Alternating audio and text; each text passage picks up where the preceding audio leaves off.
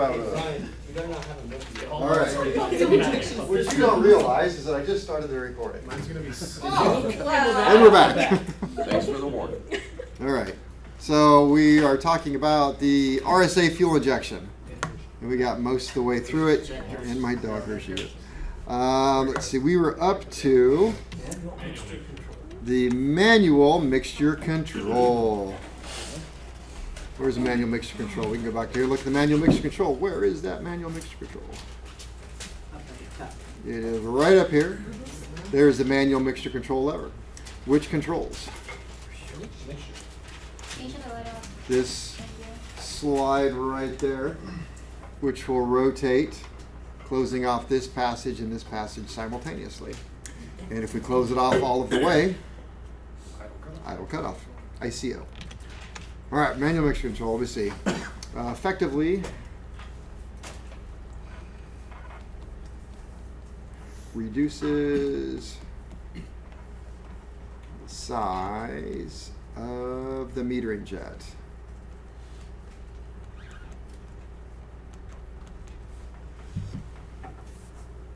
It is connected mechanically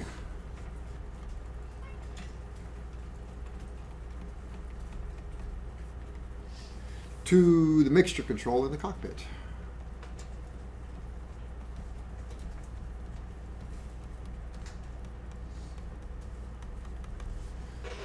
What color is that knob?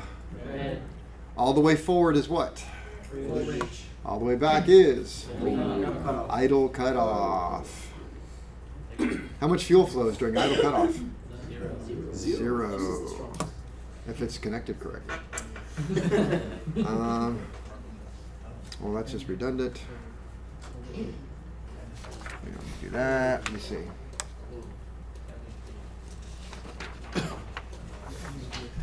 All right, we can talk about the automatic mixture control.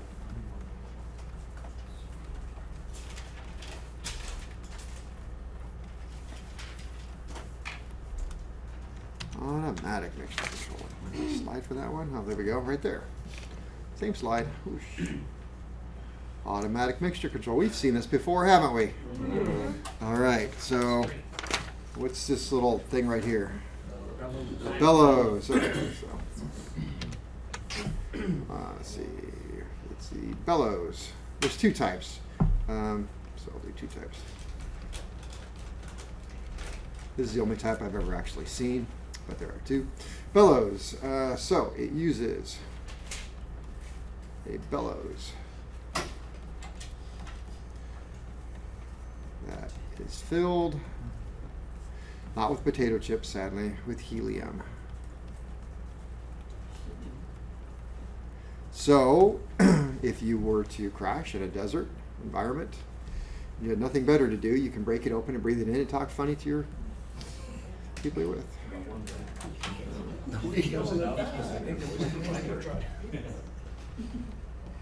Okay, automatic mixture control works independently of. Independently of and in parallel with the manual mixture control.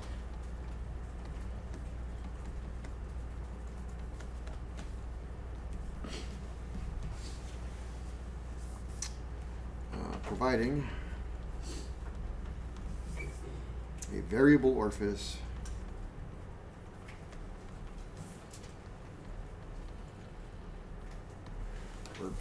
between the air chambers.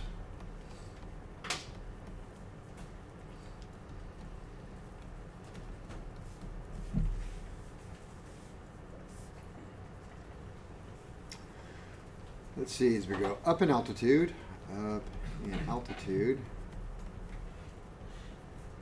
or we could say we have a higher density altitude. Higher density altitude actually be better, I think, for us as mechanics if I said a lower air density.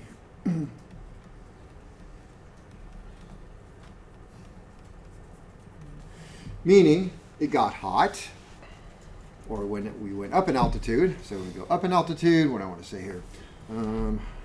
because I'm just making up stuff as I go. As we go up in altitude, this will expand. And if it expands, opening or closing the bleed? Opening.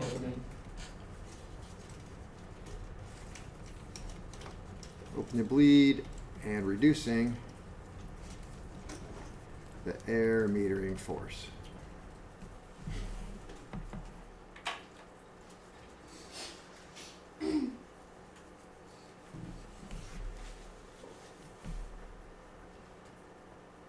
So it's going to react to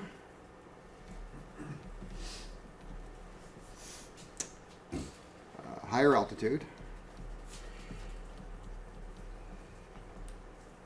or lower air pressure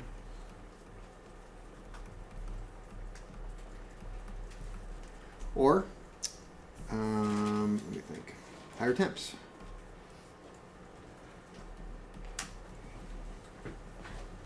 Which will also be lower air density. I think that's good enough for that, because we already looked at that. And there's also the bullet type. And that's located inside the throttle body. What was the first type? Bellows. Let's see, I got a slide here.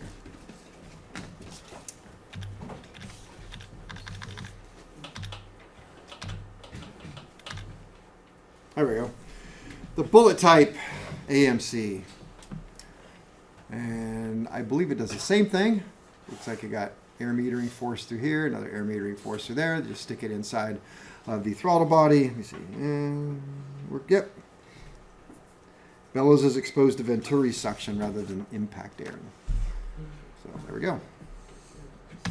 So bullet type, located in the throttle body. Good enough for that. All right, let's move on to the flow divider because good stuff happens there.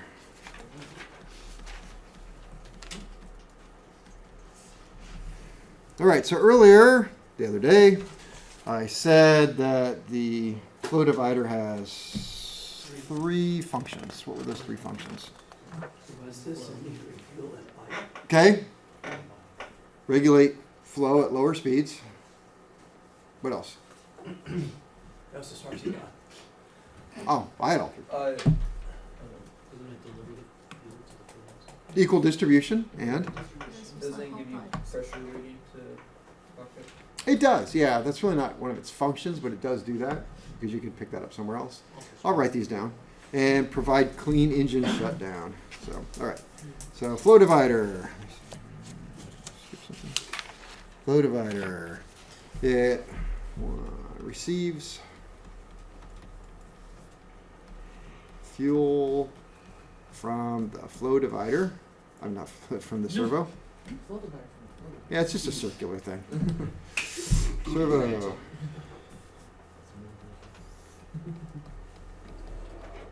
Consists of, let's see, we got the valve, sliding valve. Valve goes up and down. We got a sleeve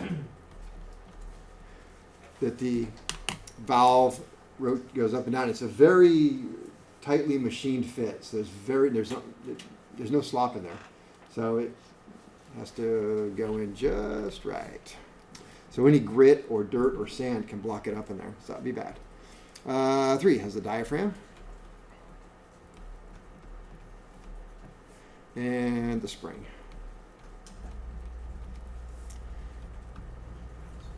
Okay. Has 3 purposes. And those are equal distribution.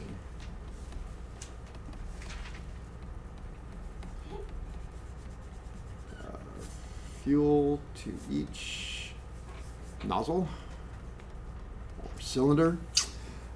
Provide clean shutdown.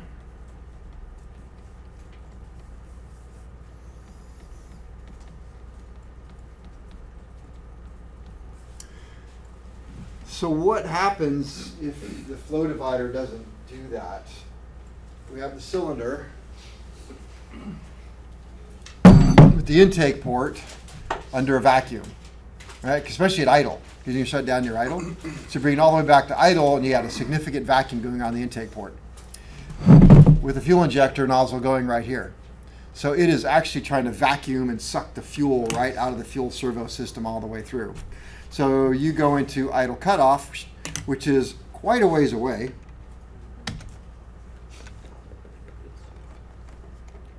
Quite a ways away. This servo is all the way down the bottom of the engine. And it's got a fuel line that goes all the way up to the top of the engine, where you've got the flow divider, and then you have all the lines going out to the cylinders. So you have all that fuel. So you go into idle cutoff all the way over here, and with that vacuum, it's going to try and suck all of this fuel all the way out through the whole thing, keep coming. So I suppose it would suck down on the diaphragms, and it would dribble out for quite a while. And the engine would just kind of sputter and kind of diesel on, not want to shut down. So, You had to drive when you went to go fire it up. oh yeah, and then you got to really prime the hell out of it too to get it to go. So the flow divider provides positive shutdown. When it loses enough pressure, then the spring on top is going to push down on the poppet valve. It's going to go down in the sleeve, block off everything, and shut down right there, in theory. So that's important. And third, and this is a Lycoming thing and only a Lycoming thing, regulate flow at lower speeds.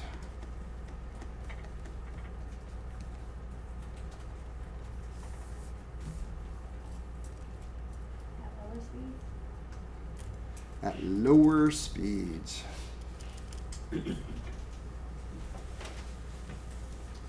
All right, so we got the spring on the top. Valve is spring loaded to off or closed.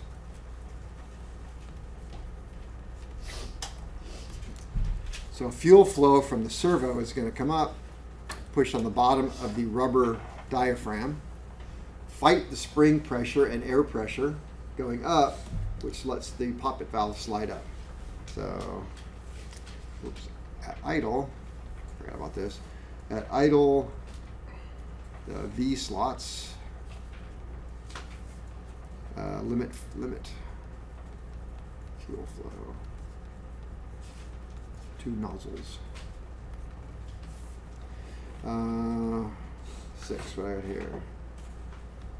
As power is increased,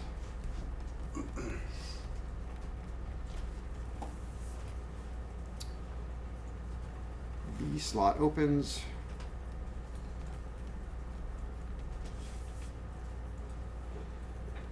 To a point where it no longer regulates fuel. What does then at that point? The tip. The what? The tip of the discharge nozzle. No tip. What's it called? Okay, Nozzle. Next thing down the line. So the nozzle does.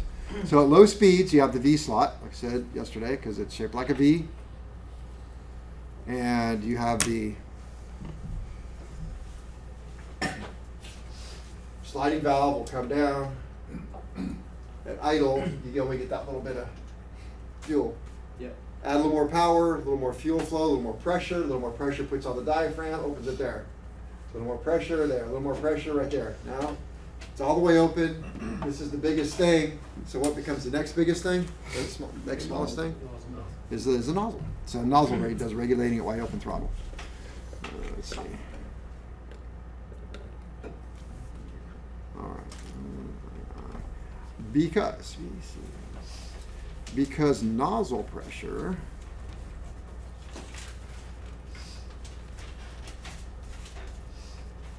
increases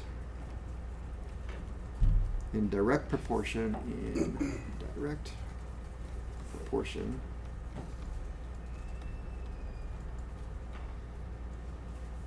to metered fuel flow,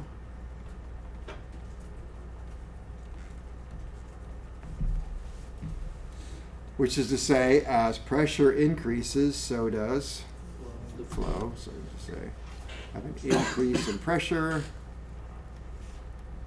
equals an increase in flow. So because that happens, a pressure gauge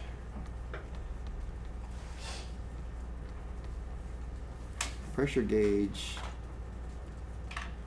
calibrated to read fuel flow is installed.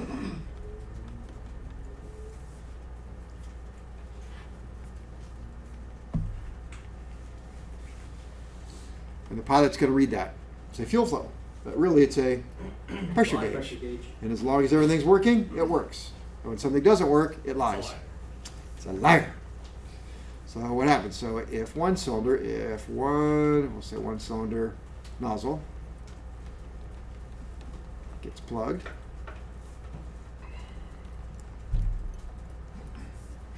that cylinder runs rich or lean? Lean. All others run rich.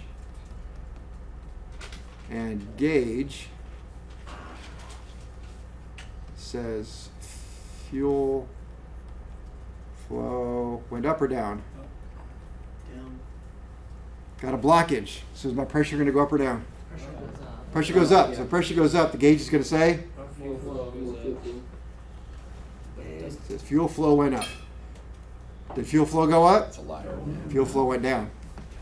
What indications would you get if you had a plug nozzle like that? Like, Oh, would you like to address that? Yeah, I don't think Good you times. do. Good times. He's had it happen. Yeah, I was getting after firing, engine was running rough. Yeah, my exhaust temperatures were through the roof, but my cylinder head temperatures were low. Not fun, especially on 300 feet on climb out. Oh. Let's see. Oh yeah, I've got that right here. So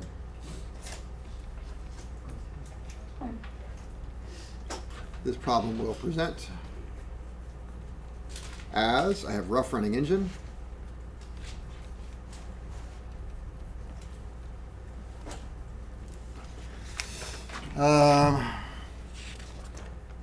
Depends on how bad it is, but you could have one cylinder's hot,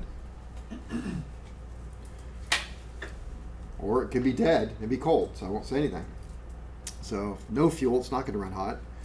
Just a little bit could run in high, but we could say high fuel flow.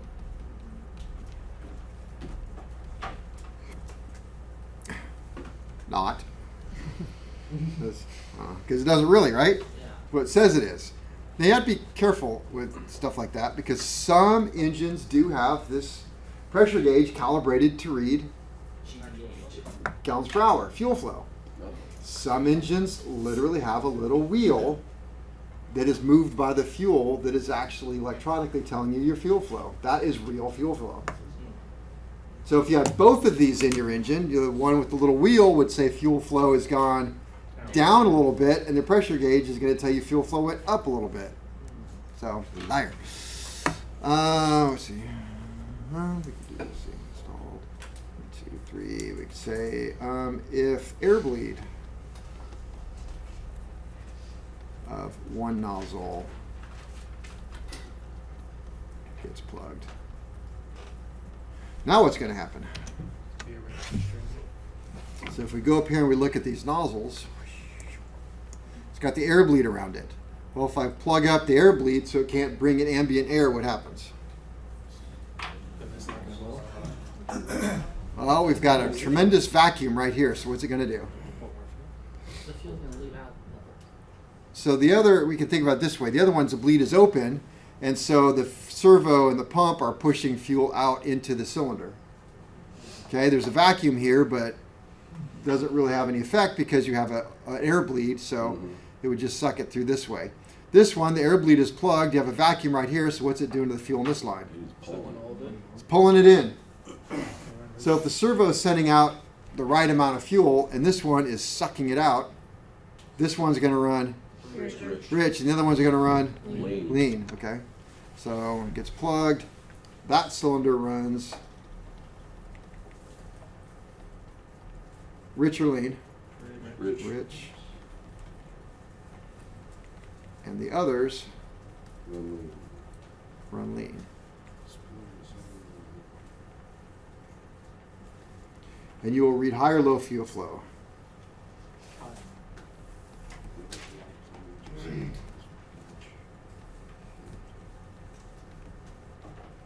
Gauge will say high fuel flow. Now, you have to be, it won't necessarily like, wow, it's like 10 or 20 gallons per hour more. It may not move that much. Just a little bit. Just depends. And then, the servo is placed in ICO position. Idle cut off.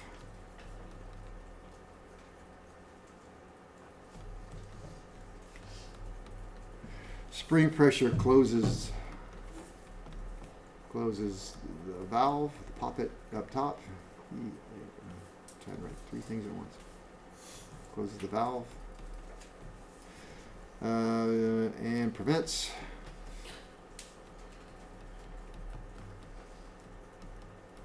engine from sucking in fuel. For clean shutoff.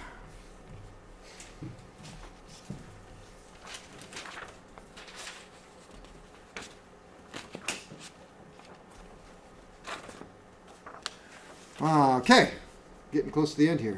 Fuel nozzles.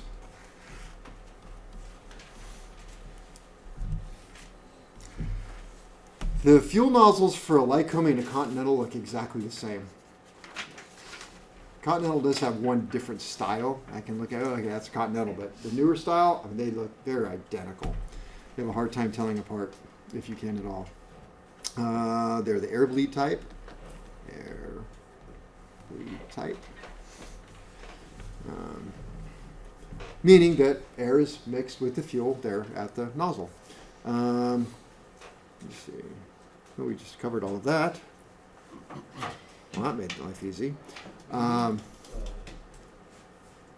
that? I was saying, when you say the air bleed type and it mixes up the nozzle, are you talking about the tip of the nozzle, or is that like at the base or just anywhere on the nozzle? Where the bleed is? Yeah, because when you're saying air bleed type, It's right up here. okay. Let's see. What do I got here?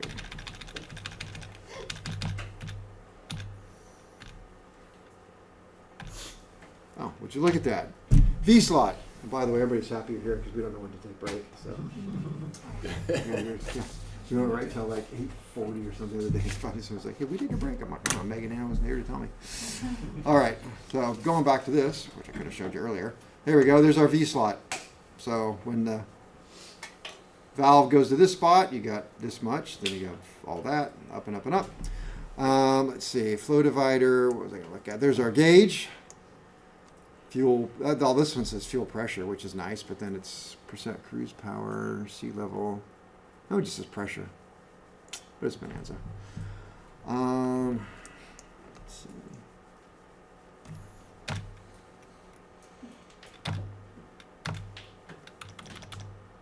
I don't have a good picture of. I got a video. I'll show you a video. But there we go. Oh, yeah. So it has a stainless steel cap right here. So you got the threads here. This thread's going to the cylinder, a stainless steel cap. You can see a little space right here. And the air is sucked into there. There's a screen, goes in, emulsifies right there. Out it goes. Nozzles, air bleed type. This is all redundant. Air bleed type. Oh, I did mention. We'll make this air bleed type. We can make this 2. So on normally aspirated,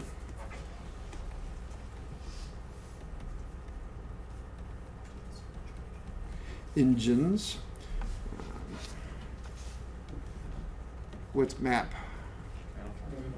Manifold absolute pressure is less than atmospheric.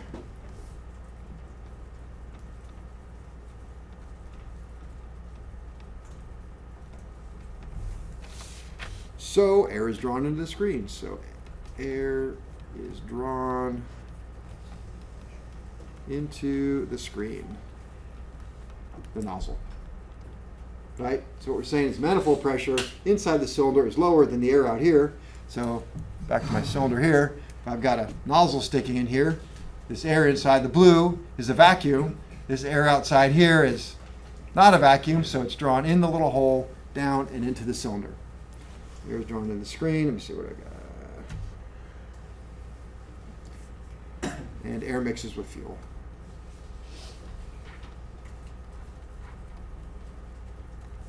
Remulsifies, if you like. So we did all that.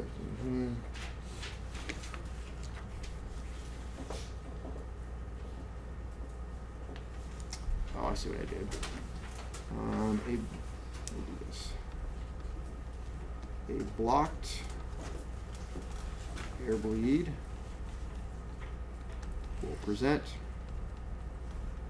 as, here we go.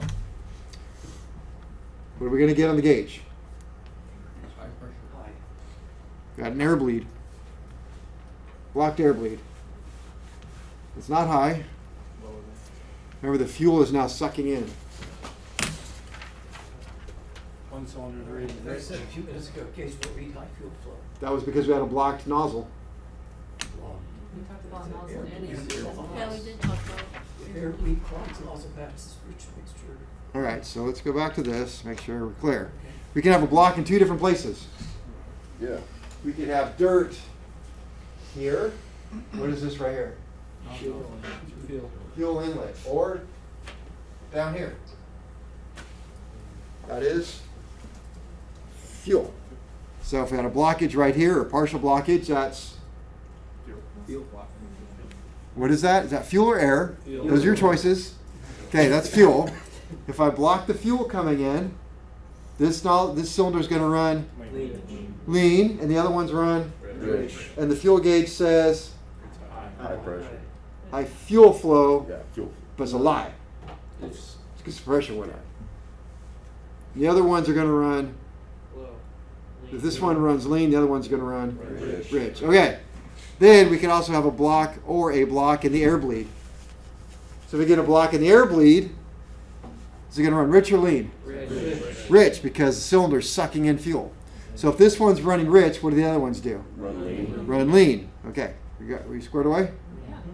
And the gauge will read high fuel flow. High, okay. No. No. Let's start all over again. If you have a blockage right here, Yes. the pressure goes up because you have a blockage. This cylinder runs Rich. Not lean. lean. The other ones will run.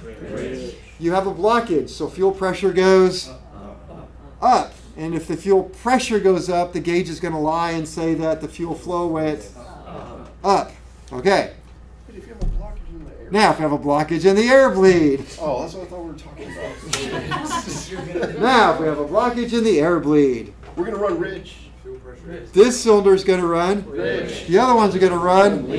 And because it's... It'll go down, and it'll tell you that your fuel So instead of the fuel coming in and hitting the orifice, having to force it through, it's like you got something on the other side pulling it through. So the pressure goes down, even though it's sucking all the fuel. And then if the pressure goes down, it's going to lie to you and say that Fuel flow is low. fuel flow went down. Fuel flow, it's the opposite. Fuel flow it says pressure goes down, which says fuel flow. Does your fuel flow really go down? No, but this one runs rich and the other ones are going to run lean because it's stealing fuel. Okay, got it? Mhm. All right. So technically speaking, it's not, the flow rate isn't necessarily changing, it's just taking. Now the gauge is lying. Yeah. Yeah. Backwards lying. Indications are low fuel flow. Low fuel flow, which is really low fuel pressure. Not really low fuel. We'd obviously have poor idle because that cylinder's not happy. We may have a high ICO idle cutoff rise. Because one's running pretty rich. So as we go to idle cutoff, instead of seeing 25 to 50, you could possibly see more. Poor ICO idle cutoff. Why? Because the engine continues to suck fuel out of the system wherever it can, because you have that air bleed block. So it really has a good vacuum on that line. So it's going to suck out as much as it can. So for idle cutoff. All right, 1, 2, 3. On turbocharged engines.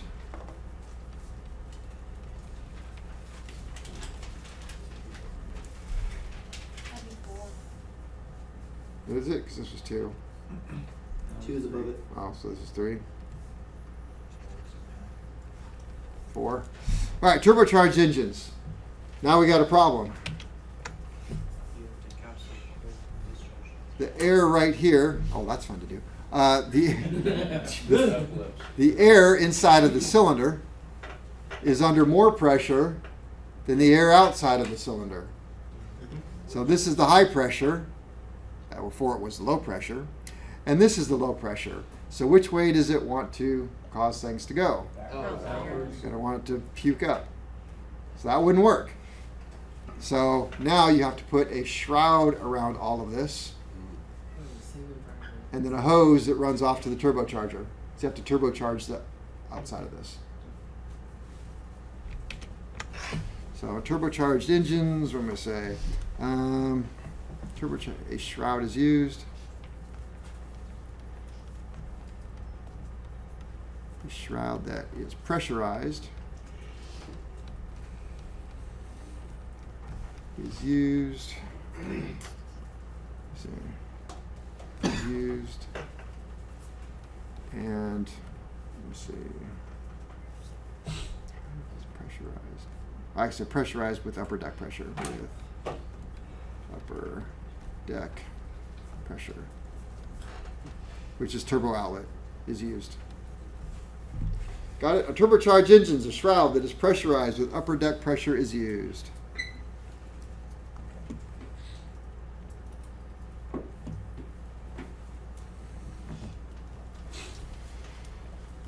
This makes little or no sense why it is this way, but there is an A stamped on one of the wrench flats.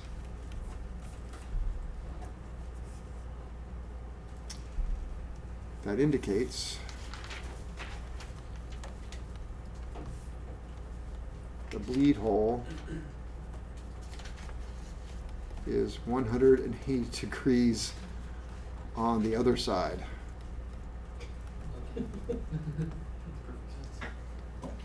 A means absent the hole. Just realize that. Yes, you look at the flat on it, you go, oh, well, A is absent the hole. Where's the hole? Well, it's on the other side.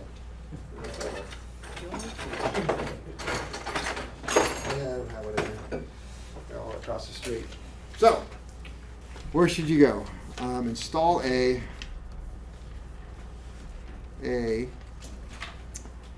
toward bottom, or it's actually like 30 degrees off. So, in 30 degrees from the bottom.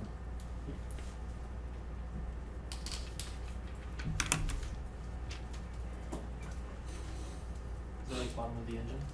Mm-hmm. Although they typically go this way. They don't go this way. They're kind of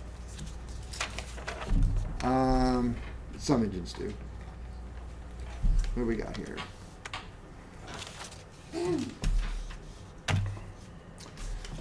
So oftentimes you're called upon. See, oh, there's the A. Look how professional that looks right there. Got the A. Looks like I wrote that actually. So okay. Oh, like the A's moving. Yeah, they focus. It moves as you zoom in and out. All right, so when somebody complains that they have any sort of fuel injection problem, especially with the Bendix system, there's not a lot you can do to set up a Bendix system. You can do idle speed, idle mixture. So one of the first things I want to know is if they have problems, it's running rough, possible fuel issues. I want to test flow all the nozzles. So I pull all the nozzles out of the engine, reconnect them to the manifold the fuel manifold, and they say get some baby bottles. I will tell you this, that it's not the best idea to use a baby bottle without telling your wife and then bringing it back home later. A lot of lead in there. Yeah. Make your baby stupid. Let's throw those away. Yeah. So we discussed that if one is lean, is more rich, and if one's rich, the other be more lean. In the picture, is that what the two lines of the normal is? Because Nope. no. Not really. We should do that. So this is a 4-cylinder. So what you would do is you would then get the same size containers. That's very important. And you would set it up so that you can flow into the same size containers. Now you're probably thinking, so I'm going to go out, start up the engine, and see how it runs, right? But you'd be wrong because the nozzles are not installed in the cylinders. So you go into the cockpit, you turn on the master, which turns on the aircraft. Then you take the throttle and you go wide open throttle, because what does that do? Opens the Opens the throttle valves. And then you put the mixture on full rich. What does that do? allows the fuel flow. Takes it off of idle cutoff and lets it go through the main metering jet instead of metering it itself. So that's going to be maximum fuel flow. Then turn on the boost pump. And what's going to happen is it's going to flow. Because when you do that, the servo does not know that the engine is running or not running. And so it's going to give you pretty much idle fuel because the idle spring is holding it open. Mm-hmm. So it'll give you every bit of that. So fuel will start flowing. And then it's nice to have somebody outside who will tell you when to shut it off because you don't know how much fuel you're flowing. And so you'd fill one of these about halfway up. And I think what they're saying is normal is there's going to be small variances. But normal, they should all, then you take them and then you compare them, they should all be about the same. If one of them is not the same, There's your problem. there's your problem. So that's the flow test. So let me see, flow test. So we talked about flow test. I don't know, let me get this out here. Which number should this be? 6, okay, sure. Got the flow test. Use cups of equal size. Baby bottle is suggested. Flow should be equal. All right, so.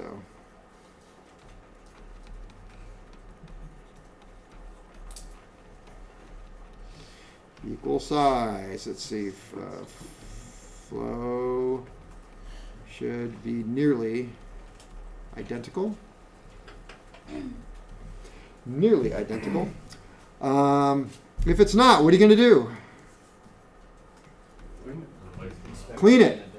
You get some safety wire and just jam it down on in there. Okay, drill bit.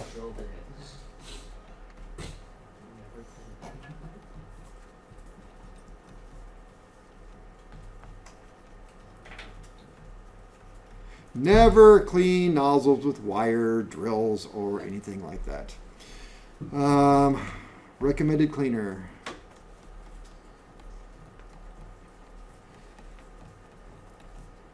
Is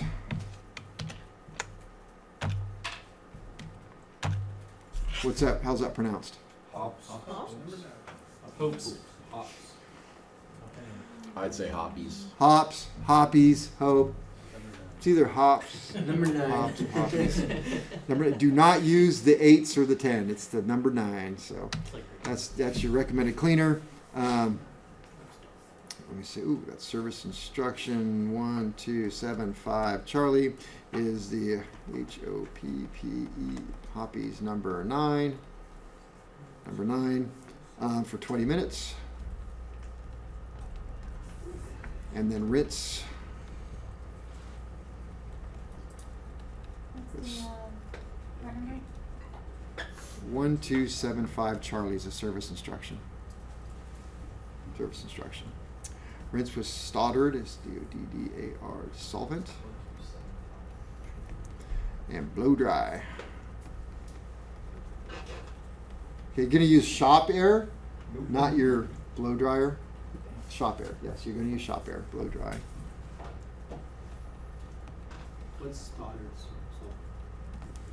It's pretty much what we're running in the, no, it's not pretty, it is exactly what we're running in the carburetor bench and the bench with the fuel pumps. So it's a petroleum-based solvent. It's a good solvent. Makes your hands wet. Right. Kevin, I've tried to buy that. Where can you get that around here? Stoddard solvent, Yeah. Ramos oil, Ramos. Okay. Ramos from Westsac. It's expensive. These are- There's something that is very similar. I'm going to try it myself at Tractor Supply. It's half the price. So Tractor Supply, try that. Do not over torque. That goes for the nozzle into the cylinder and especially the nut going onto the fuel injector. Everybody, a lot of people over tighten those lines and they crack them. They're really expensive, and they are not something that you can make in the field. I mean, no, I take that back. They are something you should not try and make in the field. Let's see. Nope. Wrong finger. You have a picture? Yes, I was going to guess what those are right there. Impact tubes. Impact tubes. You can really see them on this one. We'll get back to that. Let me see. We're going to go. Oh, there we are. Right there. These lines. Those little nuts right there, and they'll crack right there. And these are very expensive. I want to say they're like $175 a piece or something. There's an airworthiness directive on all Lycoming engines that you have to have. You like it. They give you a picture, and you have to put these clamps exactly like this with an exact part number. You have to measure exactly where they go and make sure those clamps are on there, because what happens if one of these breaks? Bad things. Bad things happen. Engine catches fire pretty much. So there's our flow divider. It's a 6-legged spider. That's an interesting thing. It is. They're tarantulas. This is a hybrid engine. You can tell because it's got a 110 plug right there. What the hell? Engine block heater? Engine heaters. You can see the bands right here. That band, that band, that band. They heat up. So it's an engine heater, engine block heater. Fuel coming. Is the fuel in there? No, fuel usually comes up here. So fuel here. Fuel in. Fuel out to the cylinders, and this one going to your other gauge. This is the vent right here that's supposed to be open, even though it looks like there's a cap on it, which would be a problem. Nice zip tie, yeah. Can I get my soapbox for 1 minute about hoses? Yeah. This is a me thing. Well, first of all, I've told you many, many times about people dying from not tightening these up, and the stories just keep coming in. They just don't stop. It's like you will learn how to make hoses, and you can make hoses in the field. I refuse to make hoses in the field for any reason whatsoever. It would have to be a matter of life or death before I'll make a hose in the shop. Hoses are made to a TSO, that's a technical standard order. So they're made, and there was a hose shop here in town, so you just go in and you just watch how they're made, and you're like, wow, they put a lot of effort into it. Mm-hmm. And so you'll see these fittings go in, and they can actually scrape some of the rubber. The rubber then gets into I've seen one of these get clogged up in flight, and the pilot almost crashed twice. Yeah. So, yeah, it was this system. I think I told you this. They called us. We went to Franklin Field. He's like, yeah, I was ferrying this airplane and just really lost power, and I did an emergency landing at Franklin Field and come out here, go out there. And it's like, yeah, I wouldn't run, pulled this off, and it's just packed full of rubber. And damn. And it has all new hoses. Well, where'd you get the hoses? Well, me and my buddy made them. So cleared out the rubber from that, put together, and said, well, I don't really recommend that you continue this. I'll be fine. Took off and went north, I was at Clarksburg, so he made it to Clarksburg, and it did it again. And so he made it at least to our shop, and we opened it up, full of rubber. It's like, not as much, clean it out. It's clearing itself out. So. But yeah, I only buy hoses. And these hoses here have a, kind of put them in two categories. This is a fire sleeved hose, so it's a rubber hose with fire sleeve. If you ever see the brown ones, they're twice as expensive. They're made out of Teflon. And once you use them, you're not supposed to flex them, but they'll last a lifetime. These are not lifetime hoses. If they, once they get to over 10 years old, you really got to think about replacing them. But people Brown are or black? brown. Black is no fire sleeve. So there's black. These are black That's underneath, the and you put cheap the stuff. fire sleeve. Yeah. So you got black, That's what I then use. fire sleeved, then brown. Brown is the expensive one. It'll last a lifetime, but You have a better lifetime. liability protection as well, just buying, like you just have, you buy the hose, you have better liability. protection. Absolutely, yeah. So, all right, break time. Yep.